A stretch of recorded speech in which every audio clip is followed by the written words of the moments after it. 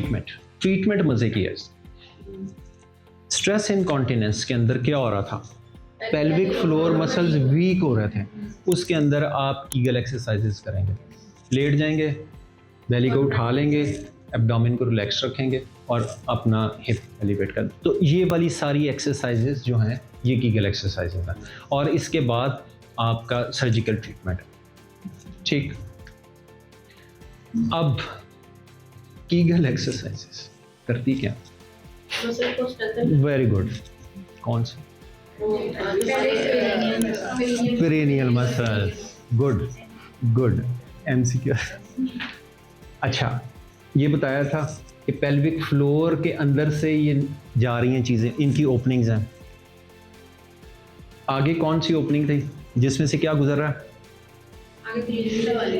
Urethra and vagina, उसके पीछे anus. ठीक है, और ये सारे मसल्स हैं जिनको हमने कहा था गटर की शेप के अंदर हैं, लेकिन आप लोगों के लिए सिर्फ इतना पता होना ज़रूरी नहीं है कि पेल्विक फ्लोर होता है और उसके लिए हम कीगल एक्सरसाइज करते हैं। आगे से ये भी पता होना चाहिए कि ये कीगल एक्सरसाइजेस किन मसल्स के लिए हैं और कैसे कैसे करनी है और क्यों करनी है। अब जो पेल्विक फ्लोर मसल्स हैं वो बेसिकली दो मसल्स हैं, लिवेटर एनाई और कॉक्सीजियस।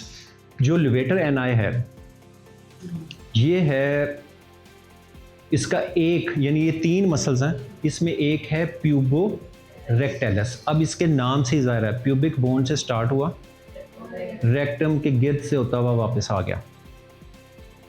उसके बाद प्यूबो कॉक्सीजियस, प्यूबस से कॉक्स, फिर तीसरा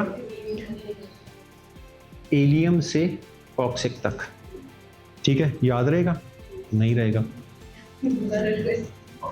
प्यूबिक बोन से वापस प्यूबिक बोन तक, रेक्टम के गिर्द से होता हुआ प्यूबो रेक्टेलस, फिर प्यूबिक से कॉक्सिक तक, फिर एलियम से कॉक्सिक तक। ठीक है, सो अब तक इसमें से मुझे बताओ कौन कौन से हो चुके हैं? ये रह गया, ये रह गया और ये रह गया, ऐसे। अब है दूसरा पार्ट पेल्विक फ्लोर का, एक लिवेटर एनाई, उसके हमने कह दिया कि तीन मसल्स हैं लिवेटर एनाई के अंदर, और इधर से ये वाला जो रह गया था ये कौन सा है? कॉक्सीजियस। और इधर से इस फ्लोर में ये जो दो मसल्स हैं पिरिफॉर्मिस हैं और ऑब्चुरेटर इंटरनस हैं, ये बहुत ज़्यादा रोल प्ले नहीं करते। ठीक है, और ये हम पढ़ेंगे भी बेसिकली लोअर लिम्ब के साथ। मेन मसल है इसका लिवेटर एनाई। कॉक्सीजियस बिल्कुल साइड के ऊपर है, इस पेल्विक फ्लोर की स्ट्रेंथन करने में यस ये मसल है, लेकिन मेनली अगर रोल प्ले करना है तो कौन से मसल ने करना है? लिवेटर एनाई ने करना। अच्छा, अब प्यूबो रेक्टेलस, ये इंपॉर्टेंट है, ये आगे जाके और जगह के ऊपर भी बार बार प्यूबो रेक्टेलस प्यूबो रेक्टेलस प्यूबो रेक्टेलस होगा क्या?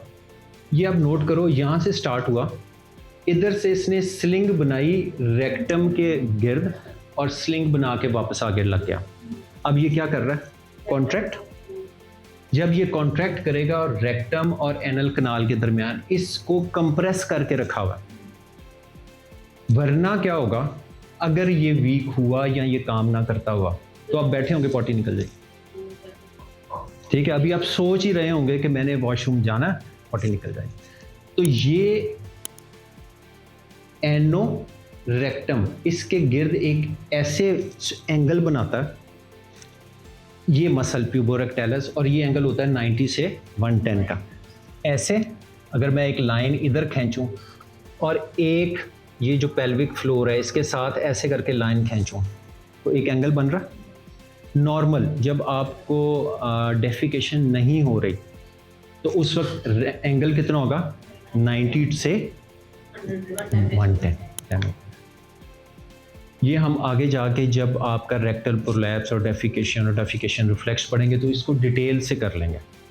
अब डाई इंजेक्ट की हुई है और एमआरआई या एक्सरे किए जा रहे हैं और ये एंगल देखा जा रहा है। जूं डेफिकेशन होती रहेगी रेक्टम और एनस सीधे होते रहेंगे ताकि स्टूल निकल जाए, तो ये एंगल बढ़ना शुरू हो जाएगा। ठीक है, तो प्यूबोरेक्टैलस अगर उस वक्त कॉन्ट्रैक्ट ही हुआ और आप जोर लगा के पॉटी करने बैठे हो, डेफिकेशन होगी? नहीं होगी। इसीलिए आप लोग नहीं, कोई पेशेंट भी, आप लोग भी हो सकता हो, वो जो इंग्लिश कमोड यूज करते हैं ना, जो सीट की तरह होता है, बैठे हुए यूं करके फोन पकड़ा हुआ, आई नहीं, वो इसलिए नहीं आ रही कि आपका प्यूबोरेक्टैलस इस पोस्चर के अंदर अभी तक टाइट है। इसका हल क्या है? अपने पाँव के नीचे या तो स्टूल रखो, अगर आपने वो इंग्लिश कमोड ही यूज करना है, ऐसे करके बैठो, ठीक है, या फिर वो इंडियन कमोड जो पुराने ज़माने का क्या अभी भी इस्तेमाल करते हैं, वो नीचे जो आप बैठते हैं वो वाला यूज़ करें, ठीक है, उससे ये वाला रिलैक्स होगा। क्लियर हो रही है बात? सो पेल्विक फ्लोर पे दोबारा वापस आते हैं। प्यूबोरेक्टैलस स्लिंग बना रहा है, एंगल बनाता है रेक्टम के, इस रेक्टम की आगे ओपनिंग के साथ ही तो यूरेथ्रा था, तो जब ये कॉन्ट्रैक्ट कर रहा है तो रेक्टम को तो कर ही रहा है, उसको भी उसको बंद करने में उसकी हेल्प करता है, एक्सटर्नल यूरेथ्रल स्फिंक्टर। ठीक, अब ये जो पेल्विक फ्लोर है, इसकी नर्व सप्लाई कहां से आ रही है? नर्व टू लिवेटर एनआई, जो कहां से आ रही है? S3-4, ये निकल रही है, ये और ये है सारे मसल्स को, लिवेटर एनआई को, लव टू लिवेटर एनआई कहां से निकल रही है? S3 एंड S4, याद रहे। अच्छा, इसकी कुछ ब्रांच जो है वो inferior anal branch of pudendal nerve, ये है पोडेंडल नर्व, ये वाली